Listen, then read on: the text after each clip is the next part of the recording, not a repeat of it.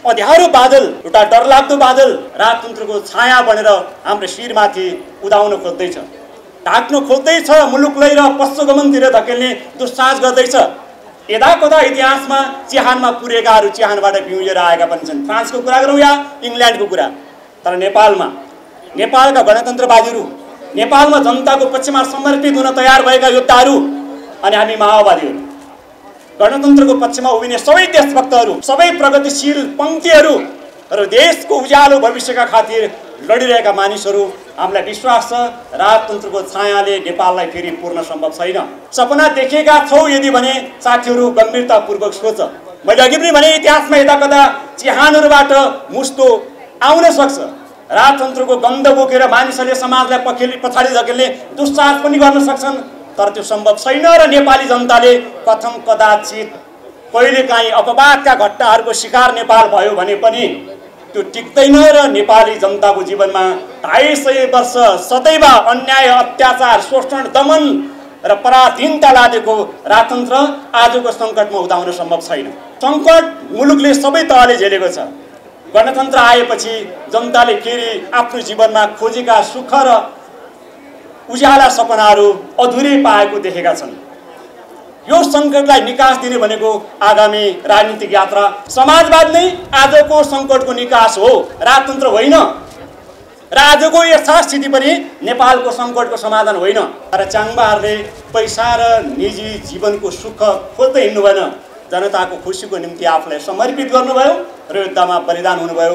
सुभद्रा, मन्जु, डम्बर, चिनीमाया, सबै कमरेडहरू, निर्मला, गुम्बा सिंह, त्यो होनहार योद्धाहरू हाम्रो माझमा हुनुहुन्न, तर उहाँहरूका अधुरा सपना साकार पार्ने प्रतिबद्धता सहित हामी आज प्रज्ञा भवनको डबलीमा उभिएका छौँ। त्यो अठोट र सपनाहरू जो धुमिल हुन दिने छैनौँ भने सङ्कल्प सहित पनि हामी आज यहाँ उभिएका छौँ। त्यसैले सुरुमा म ती महान शहीदहरू जसले आफ्नो जीवन आहुति दिएर नेपालमा गणतन्त्र ल्याउनु भयो, प्रचण्ड कमरेडको नायकत्वमा उहाँहरू सबैलाई पुनः एकपटक स्मरण गर्न मात्रै चाहन्न। हामी सँगै लड्दै थियौँ, उनी ढल्दाखेरि, हामी सँगै बढ्दै थियौँ, उनी छुट्दाखेरि, कता कता लाग्छ अझै उनी यतै टोलाउँदैछन्, मनको ढोका ढकढकाउँदै यतै कतै बोलाउँदैछन्, सजाएर आँखाभरि शहीदका सपनाहरू हामी लडिरहेछौँ, अघि बढिरहेछौँ। ती महान योद्धाहरू जसले राष्ट्रको उज्यालो खुसीको निम्ति आफ्नो जीवन समर्पित गरे, ती आदर्श नायकहरू जसले जनताको मुक्तिको निम्ति आफूलाई समर्पित गरे, ती महान शहीदहरू, सांस्कृतिक योद्धा कमरेडहरू, अनेकोट, भावाङ लगायत देशैभरिका कृष्णसेन इच्छुक, पुछराम पाखरिन लगायतका सयौँ शहीदहरू जसले आफ्नो जीवनलाई बलिदान गरे, दिन हामी सबैको निम्ति अँध्यारो भएर उदाएको थियो। अनि त्यो साँझले हामी सबैको सामुन्ने पीडा थोपरिदिएको थियो र हामीले आफ्नो मानेका, सँगै लडेका हामीले ती सहयोद्धाहरूलाई गुमाएका थियौँ। अनेकोटमा आँसुको सागर पोखरी जमेको थियो, रगतको हिल बगेको थियो र योद्धाहरूले फेरि कसम खाएका थिए, जबसम्म सपनाहरू साकार हुँदैनन्, जबसम्म जनता मुक्त हुँदैनन् र राजतन्त्र ढलेर देशमा जनताको आफ्नै व्यवस्था हुँदैन, तबसम्म हामी समर्पित हुँदैछौँ भन्दै शहीदका अधुरा सपनालाई साकार पार्दै अघि बढेका थियौँ हामीहरू। र आज हामी शहीदहरूप्रतिको स्मृति मात्र होइन, उहाँहरूका सपनालाई साकार पार्ने प्रतिबद्धताको निम्ति पनि यहाँ उभिएका छौँ। सुखद कुरो, आज जनयुद्धका नायक कमरेड प्रचण्ड नै हाम्रो कार्यक्रमको प्रमुख अतिथि हुनुहुन्छ। च्याङ्बा लामा जसलाई मैले भक्तपुरमा झन्डै 1 महिना हार्मोनियमको तालिम दिएको थिएँ र स्वर साधना पनि गराएको थिएँ। त्यति बेला उहाँ महिनामा हजारौँ रुपियाँ कमाउनुहुन्थ्यो, तर च्याङ्बाहरूले पैसा र निजी जीवनको सुख खोज्दै हिँड्नु भएन, जनताको खुसीको निम्ति आफूलाई समर्पित गर्नुभयो र युद्धमा बलिदान हुनुभयो। सुभद्रा, मन्जु, डम्बर, चिनीमाया, सबै कमरेडहरू, निर्मला, गुम्बा सिंह, त्यो होनहार योद्धाहरू हाम्रो माझमा हुनुहुन्न, तर उहाँहरूका अधुरा सपना साकार पार्ने प्रतिबद्धता सहित हामी आज प्रज्ञा भवनको डबलीमा उभिएका छौँ। त्यो अठोट र सपनाहरू जो धुमिल हुन दिने छैनौँ भने सङ्कल्प सहित पनि हामी आज यहाँ उभिएका छौँ। त्यसैले सुरुमा म ती महान शहीदहरू जसले आफ्नो जीवन आहुति दिएर नेपालमा गणतन्त्र ल्याउनुभयो। प्रचण्ड कमरेडको नायकत्वमा उहाँहरू सबैलाई पुनः एकपटक स्मरण गर्न मात्रै चाहन्न, उहाँहरूका अधुरा सपनालाई साकार पार्ने म प्रतिबद्धता पनि यो कार्यक्रममा जाहेर गर्न चाहन्छु।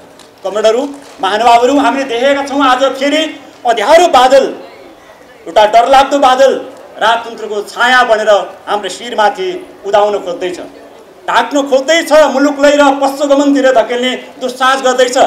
यदाकदा इतिहासमा चिहानमा पुरेकाहरू चिहानबाट पिउजेर आएका पनि छन्। फ्रान्सको कुरा गरौँ या इङ्ल्यान्डको कुरा, तर नेपालका गणतन्त्रवादीहरू, नेपालमा जनताको पक्षमा समर्पित हुन तयार भएका योद्धाहरू अनि हामी माओवादीहरू, गणतन्त्रको पक्षमा उभिने सबै देशभक्तहरू, सबै प्रगतिशील पङ्क्तिहरू र देशको उज्यालो भविष्यका खातिर लडिरहेका मानिसहरू, हामीलाई विश्वास छ राजतन्त्रको छायाले नेपाललाई फेरि पूर्ण सम्भव छैन।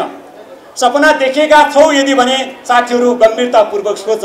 मैले अघि पनि भने इतिहासमा यताकता चिहानहरूबाट मुस्तो आउन सक्छ, राजतन्त्रको गन्ध बोकेर मानिसहरूले समाजलाई पछाडि धकेल्ने दुस्साहस पनि गर्न सक्छन्, तर त्यो सम्भव छैन। र नेपाली जनताले कथम कदाचित कहिलेकाहीँ अपवादका घटनाहरूको शिकार नेपाल भयो भने पनि त्यो टिक्दैन र नेपाली जनताको जीवनमा 250 वर्ष सदैव अन्याय, अत्याचार, शोषण, दमन र पराधीनता लादेको राजतन्त्र आजको सङ्कटमा उदाउन सम्भव छैन।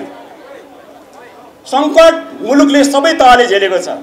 गणतन्त्र आएपछि जनताले फेरि आफ्नो जीवनमा खोजेका सुख र उज्याला सपनाहरू अधुरै पाएको देखेका छन्। यो सङ्कटलाई निकास दिने भनेको आगामी राजनीतिक यात्रा समाजवादको यात्रा हो। तपाईँ हामीलाई राम्रोसँग थाहा छ, हामी 4वटा पार्टी समाजवादी यात्रामा छौँ। 4वटा हामी कम्युनिस्ट पार्टीहरू मात्र होइन, नेपालका सबै कम्युनिस्ट पार्टीहरूले गम्भीरतापूर्वक सोच्नै पर्छ यदि उनीहरू समाजवादलाई अंगीकार गर्छन् भने। प्रजातान्त्रिक समाजवादको कुरा गर्नुहोस् या स्वतन्त्र समाजवादको, समाजवाद नै आजको सङ्कटको निकास हो, राजतन्त्र होइन। र आजको यथास्थिति पनि नेपालको सङ्कटको समाधान होइन। त्यसैले मुलुकलाई राजनीतिक हिसाबले यो गत्यावरोधबाट अगाडि बढाउन समाजवादीहरूले न्याय ढङ्गले आफूलाई नयाँ उचाइमा उठाउनै पर्छ। नेपालका माओवादीहरू एकताबद्ध भएर फेरि नयाँ हुङ्कार छेड्नै पर्छ र माओवादीहरूको पिचबाट उठेको त्यो हुङ्कार र विद्रोहले नेपाली जनता र नेपालको मुलुकमाथि अँध्यारो थोपर्न खोज्नेहरूलाई परास्त गर्नेछ र समाजवादको त्यो उज्यालो भविष्यमा हामी एउटा उज्यालो जीवन पाउनेछौँ, हामी उज्यालो सपना पाउनेछौँ। र म शहीदका परिवारजनहरूलाई विनम्रतापूर्वक अनुरोध गर्न चाहन्छु, तपाईँहरूको मन दुखेको कुरा हामीलाई थाहा छ, तपाईँहरूको हृदयमा गहिरो पीडा छ, हामीलाई त्यो पनि थाहा छ। शहीदका आफन्तजनहरू अनि नेपाली जनता र तपाईँ योद्धा कमरेडहरू जसले आफ्नो जीवनका सबै रहर र सपनाहरू जनताको खुसीका निम्ति समर्पित गर्नुभयो, आज कहीँ न कहीँ तपाईँहरूको मनमा पनि आशंका र प्रश्नहरू छन्। तर हामीलाई विश्वास छ आउँदो समयले हामी माओवादीलाई एकै ठाउँमा उभ्याउनेछ, हामी माओवादीलाई रूपान्तरित गर्नेछ र माओवादीले फेरि एक ढङ्गले नेपाललाई जिम्मा लिन आफ्नो अभिष्ट र सपनासहित अगाडि बढाउनेछ। शहीदका सपनालाई साकार पार्ने प्रतिबद्धता केवल अभिव्यक्तिमा होइन र जीवन र व्यवहारमा त्यसलाई हामी प्रमाणित गर्नेछौँ। यो बाटोमा, यो दिशामा, यो उज्यालो यात्रामा शहीदका आफन्तजनहरूले हामीलाई सदैव माया दिनुभएको छ, प्रेरणा दिनुभएको छ।